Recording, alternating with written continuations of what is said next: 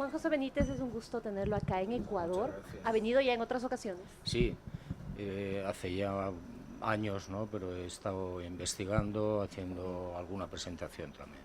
Presentaciones acá, inclusive investigaciones, quizá por, antes de entrar en el tema de los libros de Caballo de Troya, por lo que ha sido también parte de su vida, de su fascinación, de su trabajo, que es el fenómeno ovni.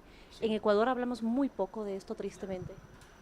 Pero hay muchísimos casos, ¿eh? Es un país maravilloso, pequeño, extraordinario y lleno de casos de encuentros con estas naves.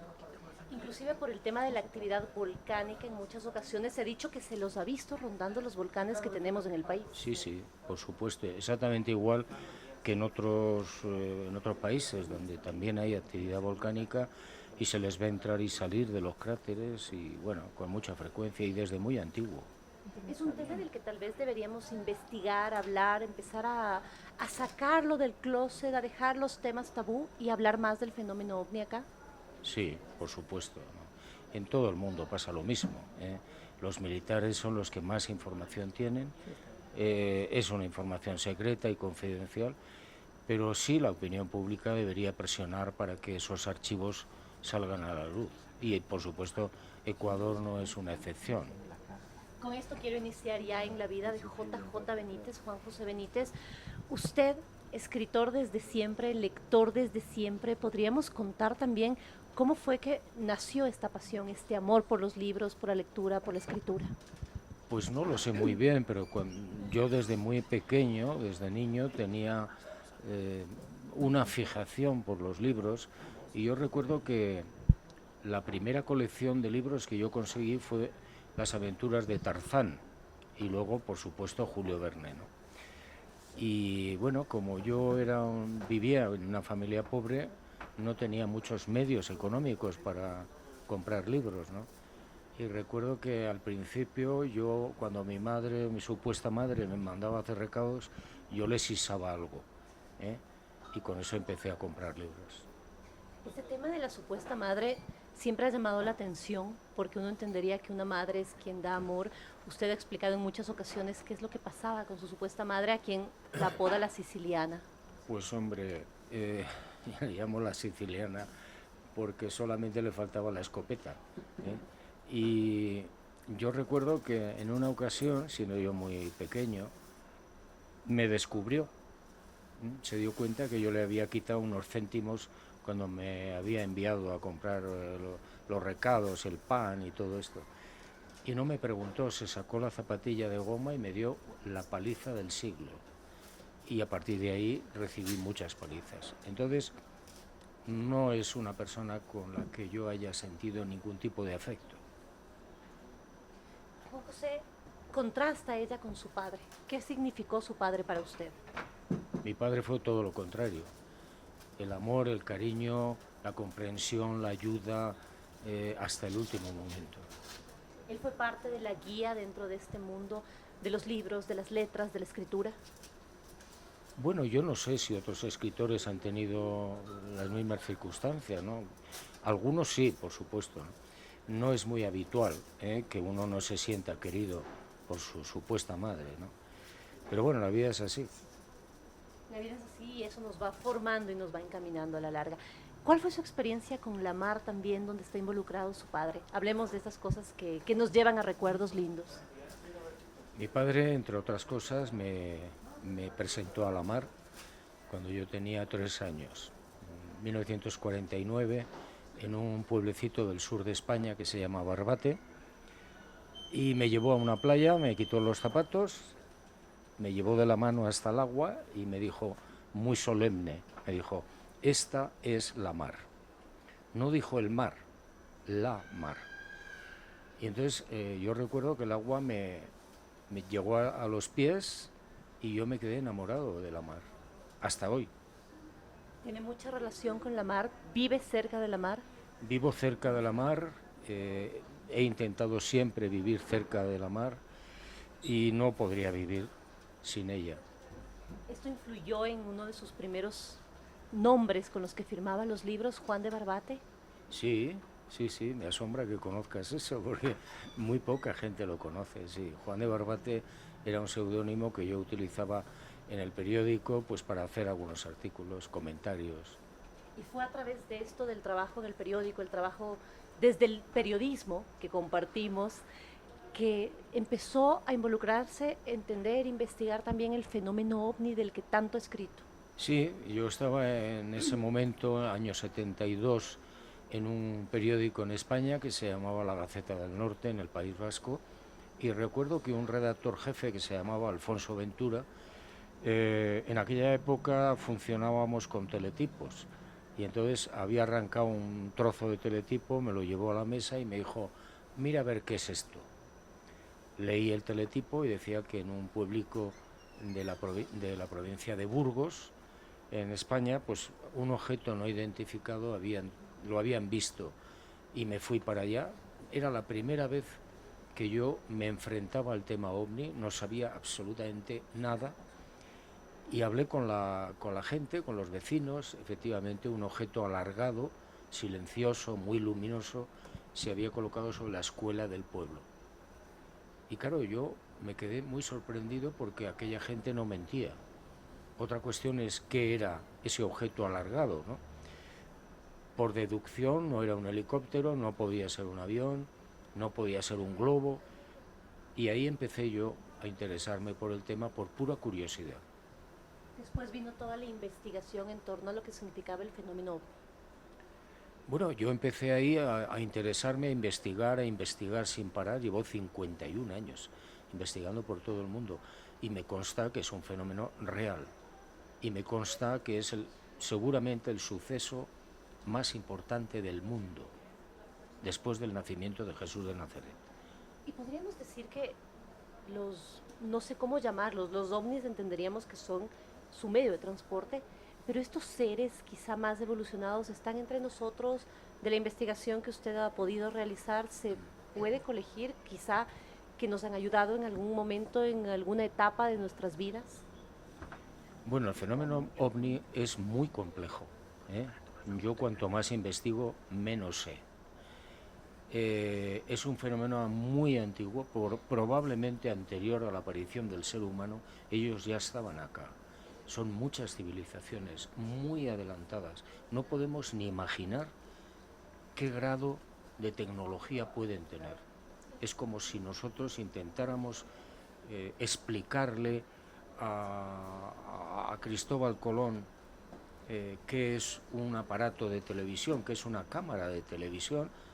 No lo entendería, sería muy complicado. Y decirle que de España a la República Dominicana se tarda 8 horas y media por el aire, todavía lo entenderían menos. Entonces es lo mismo que está pasando con el fenómeno ovni. Nosotros tenemos ya un grado de tecnología y de ciencia interesantes, pero es que cuando el ser humano, si sigue vivo, pasen 50.000 años, ¿cómo va a ser el mundo? No podemos ni imaginarlo. Pues esto es lo que sucede con las civilizaciones que nos visitan. Es interesante, seguramente tenemos que profundizar mucho más. Ahora quisiera entrar al tema de los caballos de Troya. Los primeros caballos, el primer caballo de Troya, 1983, 1984. 84 aparece en Semana Santa, sí. En Semana Santa. Por el contenido del que ya vamos a conversar, me imagino que apareciendo también en Semana Santa fue un boom para la Iglesia Católica. Fue un boom, pero no para la Iglesia Católica. La Iglesia Católica reaccionó con, con mucha crítica, una crítica muy feroz. Yo lo entiendo, porque en los caballos de Troya se cuestiona lo que pudo ser la vida de Jesús de Nazaret, que transmite la religión. El caballo de Troya habla de una vida de Jesús de Nazaret muy diferente, muy distinta, que no fundó ninguna iglesia, nunca se le pasó por la cabeza. Eso, lógicamente, no gustó a la religión. Jesús de Nazaret habla no de la fundación de la iglesia, sino él dice el inicio de la hermandad espiritual. ¿En qué momento no sé si los seguidores, los íntimos, los apóstoles, cambian esto y traen a colación el tema de Pedro, de la roca y de la fundación de la iglesia? Pues fue a los pocos días de la muerte de Jesús, que ocurrió el 7 de abril del año 30.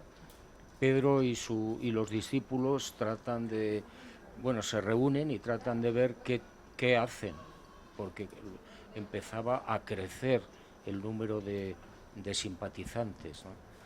Y se dan cuenta que el mensaje fundamental que había predicado Jesús no vendía entre los judíos. ¿Por qué? Pues porque Jesús se cansó de decir: tenéis que tener esperanza y tenéis que confiar, porque el Padre Azul, vosotros habéis sido creados por Él, por tanto, y todos sois mental o espiritualmente iguales. Pero los judíos no lo aceptaban. La mujer no era igual que el hombre. La mujer estaba muchas millas por debajo del estatus social del hombre. El rico tampoco era igual que el pobre, y el esclavo no tenía nada que ver con el hombre libre. Entonces, ese que era el mensaje de Jesús no fructificó, y entonces lo abandonaron, lo enterraron. Y construyeron una nueva narrativa. Y fueron construyendo poco a poco, después aparece Pablo de Tarso, etcétera, fueron construyendo una estructura humana, con reglas, con jerarquías, con dogmas, pero que no tiene nada que ver con Jesús de Nazaret, y además Jesús no pretendía eso. Esto es de lo que van los caballos de Troya. Normalmente, cuando se hace una búsqueda de JJ Benítez o caballos de Troya, hay voces que dicen que es ficción. Sin embargo, creo que quienes hemos leído Los caballos de Troya entendemos de dónde vienen estos escritos de dos viajeros en el tiempo que vivieron en la época de Jesús. ¿Cómo explicar a la gente, explicarles a los lectores que no se trata de ficción? Usted lo ha dicho varias veces. Bueno, yo ya después de casi 40 años de la publicación del primer caballo, ya no me molesto siquiera en convencer a nadie de nada. Es decir, la información está ahí, se ha terminado, cada cual debe interpretarla como considere oportuno. Si esa información llega al corazón de las personas, perfecto. Que algunas personas dicen que es ficción, pues muy bien, que consideren lo que quieran. Para mí no es ficción, para mí podría haber sido la auténtica vida, el auténtico pensamiento del maestro. ¿Y cómo fue que llegaron también estos escritos, tanto de Jasón cuanto de Eliseo, a sus manos? Bueno, pues antes de la publicación, por una serie de circunstancias que yo cuento en el Caballo 1, a mis manos llegan una serie de informes, de diarios, y bueno, yo me dediqué a partir de ese momento a tratar de contrastar si esas informaciones eran correctas. Cuando yo me di cuenta de que la mayor parte de lo que yo pude investigar era correcto, fue cuando me animé a publicar. Eso significó inclusive cuántos viajes a Israel, cuántos viajes a la zona donde se narra todo esto. Pues yo creo recordar que en aquella época yo viajé a Israel y Jordania unas 15 veces. Y visité a muchos científicos, pregunté si tal cosa podía ser verdad, si tal información sobre botánica era cierto, sobre las leyes judías, sobre química, sobre física, y todo era en principio correcto. Esto además de ser probablemente son letras, son frases, son palabras que pueden impactar a ciertos creyentes, pero sobre todo hay un mensaje claro que es cuál. Es el tema que predicaba en ese momento Jesús de Nazaret con respecto al Padre Azul, como él mismo lo denomina. Sí, yo creo que Jesús, que no vino a redimir a nadie, porque no tenemos nadie de los que conocemos, somos responsables de los pecados de mi abuelo o de tu abuelo. Eso es absurdo. Jesús vino a traer la esperanza. Es decir, mira, aquella sociedad estaba tan perdida como la nuestra. No sabían qué iba a pasar. Vivían, pero no sabían por qué. Y Jesús les aclara. Dice: cuando paséis al otro lado, cuando muráis, vais a seguir vivos, físicamente. Y esa fue una de las razones fundamentales por las que Él se deja ver después de muerto. Cuando Él se aparece casi 19 veces a la gente, es por eso. Y les dice: cuando pasáis al otro lado, tendréis un cuerpo como este. Ese fue el mensaje fundamental y, por supuesto, decirle a la gente que tuviera esperanza porque todos somos inmortales. El ser humano nace, vive una experiencia, vive una aventura aquí y luego sigue. Juan José, con el número 12, con el caballo de Troya 12, Belén, que fue el último que se publicó, termina esto. Sí, sí, termina. Lo que es la saga de Caballo de Troya termina, no hay más información. Bueno, han sido 7.044 páginas para contar la infancia, la juventud y sobre todo la vida pública del maestro. Yo creo que, bueno, mi trabajo está terminado. El libro número 12 completa un libro anterior, pero por ejemplo, si nos retrotraemos al libro 11, al final, cuando ya Eliseo deja al maestro poco tiempo antes de que lo maten, nos da a entender que finalmente no se cumplió con uno de los objetivos del caballo de Troya, de la misión, que era clonarlo. ¿Qué pasó después? ¿Qué es lo que contaron quienes escribieron estas vivencias? Pues lo que tú estás comentando, que no llegaron a ese objetivo de clonar a Jesús de Nazaret, que era uno de los objetivos básicos de la operación. Pero bueno, la gente que lea Caballo de Troya se dará cuenta de por qué fracasaron. ¿Qué viene ahora para JJ Benítez?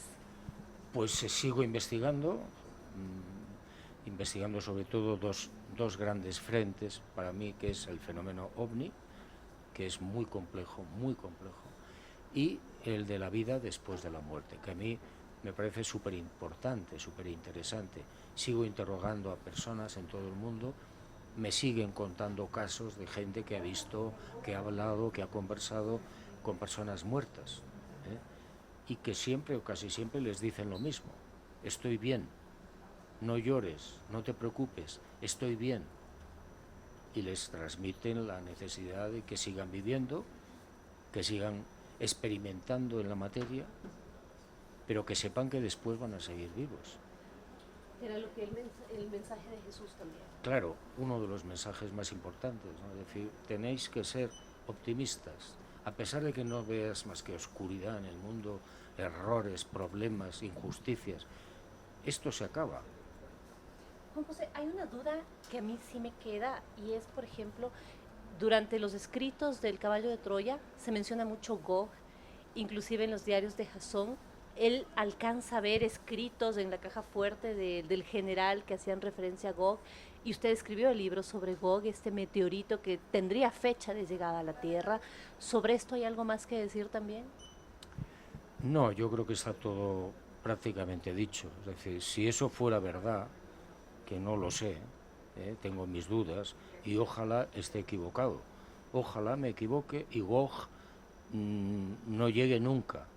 Pero si llegara, la humanidad se enfrentaría a una de las grandes catástrofes de la historia, porque ese meteorito de unos 28 kilómetros de longitud caería en el océano Atlántico, muy cerca de las Bermudas, y provocaría en 24 o 48 horas alrededor de 1.200 millones de muertos y una oscuridad a consecuencia de las erupciones volcánicas de unos 8 o 9 años, con lo cual iríamos al caos, bajarían las temperaturas, no habría agricultura, no habría ganadería, no habría autoridad, no habría comunicaciones, no habría teléfonos, no habría gasolina, no habría electricidad.